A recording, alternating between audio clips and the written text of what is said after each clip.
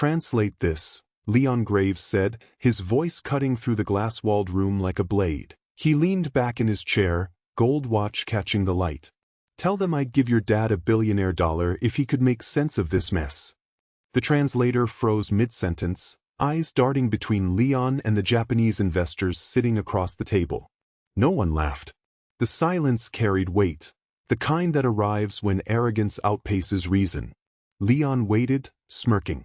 Go on, he said, waving a lazy hand. Translate that. The translator stammered. Sir, perhaps? Perhaps you're fired if you can't repeat simple English, Leon snapped.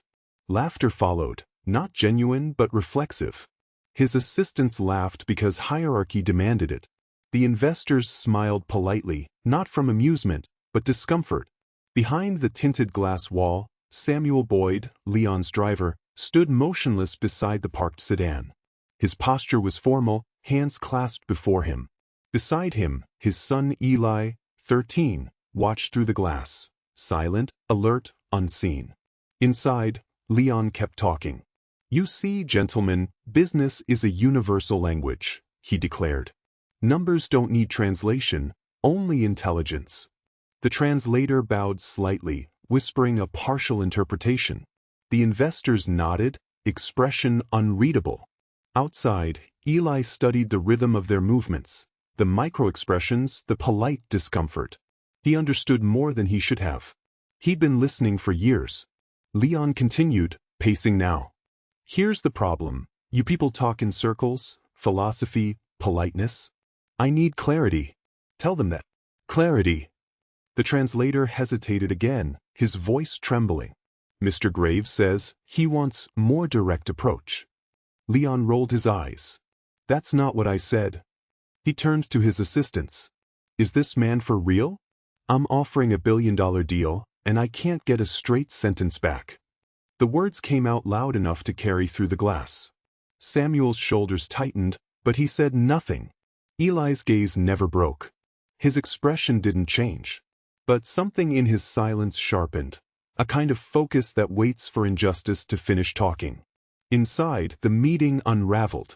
The investors exchanged polite bows, whispering among themselves. The translator apologized repeatedly. Leon finally threw his pen onto the table. Forget it. We'll fix this later. Maybe I'll just hire someone from Tokyo who can actually speak the language. He stormed out. Cameras flashed from the media crew waiting outside. He waved them off. As the doors opened, the air of wealth spilled into the sunlight. Samuel opened the car door. Sir, he said quietly, I'll take you home. Leon waved him off. I'm not done. They're meeting me again downtown. Wait here until I call. Yes, sir. Leon walked away, phone already pressed to his ear, barking at someone about incompetence. When the echo of his voice faded, Eli spoke for the first time. Dad, he said, can I stay here for a bit? Samuel looked down. You shouldn't. I just want to see what happens next. Samuel hesitated, then nodded once. Stay close. Minutes passed. The Japanese investors stepped out, quiet and composed. The translator trailed behind, still apologizing. They paused near the car, looking for direction. Eli approached, respectful but steady. Excuse me, he said. Are you waiting for Mr. Graves? The eldest investor smiled kindly. Just meet us later. Eli nodded. He said downtown. The man tilted his head. You work for him? Eli shook his head. My father does. The youngest investor looked intrigued. You understand Japanese? Eli hesitated. Then calmly he answered, in flawless Japanese. A little, but it's easy to understand what you're saying. Their eyes widened. The translator's mouth fell open. Eli smiled faintly. Mr. Graves was trying to say your proposal is strong.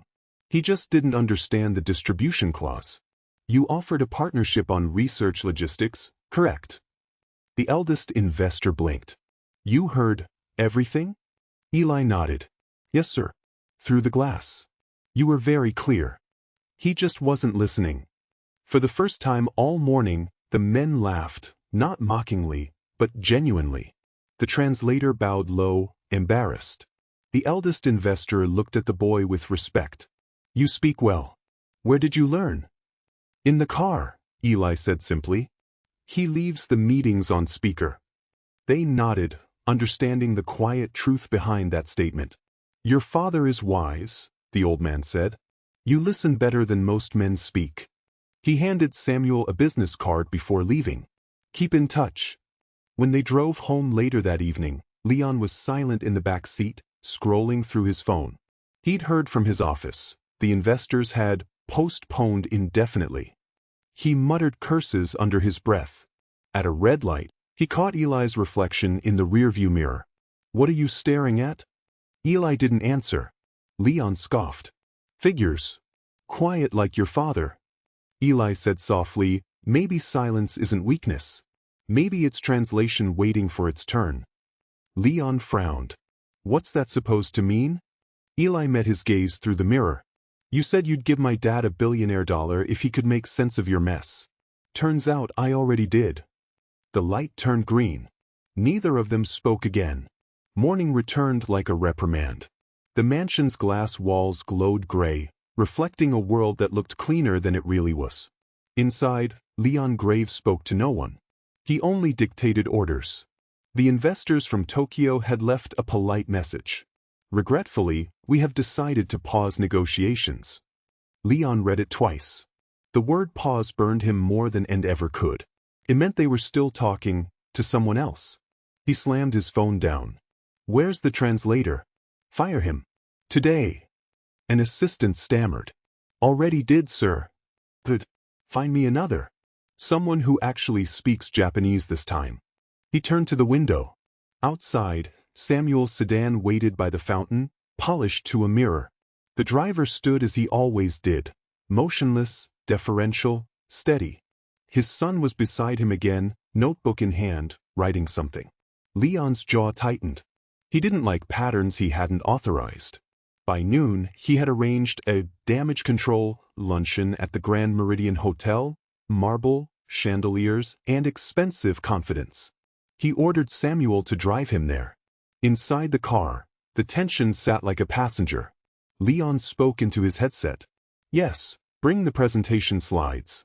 We'll show them we don't need foreign investors. Eli listened without reaction. His pencil traced neat lines down his notebook. Leon glanced at him. What are you scribbling, boy? Notes, sir. Notes on what? Language. Leon sneered. Language doesn't make money. Eli looked up. Neither does arrogance. Samuel's hands tightened on the wheel. Leon barked a laugh. You've got your father's stubborn mouth. Careful with it, words don't feed you. Eli answered quietly, they will. The Grand Meridian's ballroom smelled of perfume and ambition. Dozens of suited guests mingled near the buffet, bankers, executives, reporters who turned human lives into headlines. Leon entered first. Cameras turned, hands extended. He thrived in attention the way some plants thrive in heat. Samuel waited outside. Eli stayed near the entrance, unnoticed, every sound folded into silence. Leon blinked, confused, then furious. What is this? Samuel stood at the back, eyes fixed on the floor. The elder investor gestured toward Eli.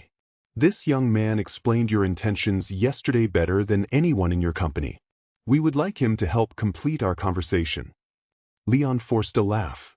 You must be joking. He's a driver's kid. The investor inclined his head. Then the driver has raised an interpreter. The room watched. Reporters raised their cameras. Leon's smile cracked. All right, he said coldly. Let's entertain them. He turned to Eli. Go on then, genius. Translate something. Eli faced the audience, unshaken. Very well. The investor spoke in Japanese, slowly, deliberately. Eli listened, his face composed. Then he translated, each word precise, each tone carrying weight. Mr. Graves claims to champion diversity, but yesterday he offered $1 billion insult instead of respect. We accepted his apology today not because of wealth, but because his driver's son reminded us that humility still exists beneath power. Gasps rippled. Cameras clicked. Leon froze. That's not, he's twisting it. Eli continued, still calm. He also said this forum is about bridging cultures. Let's bridge one now, with truth. The investor spoke again. Eli translated flawlessly, explaining how the partnership could still succeed if integrity replaced ego. By the time he finished, applause began, not thunderous, but sharp, deliberate, moral. Reporters swarmed. Microphones caught fragments. Drivers sung fluent in Japanese. Corporate arrogance exposed. Unexpected hero at global forum. Leon tried to recover. That's enough. This is staged. Eli turned to him. His voice was measured, almost gentle. Yesterday, you said you'd give an $1 if he could make sense of your mess. Today, I gave you clarity for free. The silence that followed was heavier than shouting. Leon's face reddened. You think you've embarrassed me? You're just a kid from a garage. Eli looked at him, unblinking. Every garage has a mirror, sir. You just never looked into yours. The investors bowed slightly to Samuel and his son before leaving the stage. Reporters followed them, not Leon. By evening, the story had spread faster than his company's stock could fall. Billionaire mocked driver's son, then he spoke Japanese. The headline carried the sting of poetic justice. Leon fired people, denied everything, threatened lawsuits. None of it mattered. The video was everywhere, the boy translating, the billionaire shrinking. He retreated to his mansion, surrounded by silence, the same silence he once mistook for obedience. In the driveway, Samuel parked the car for the last time. He stood beside his son, neither triumphant nor bitter. Eli looked up at the dark windows. Do you think he learned anything? Samuel answered, learning isn't the same as hearing. Eli nodded.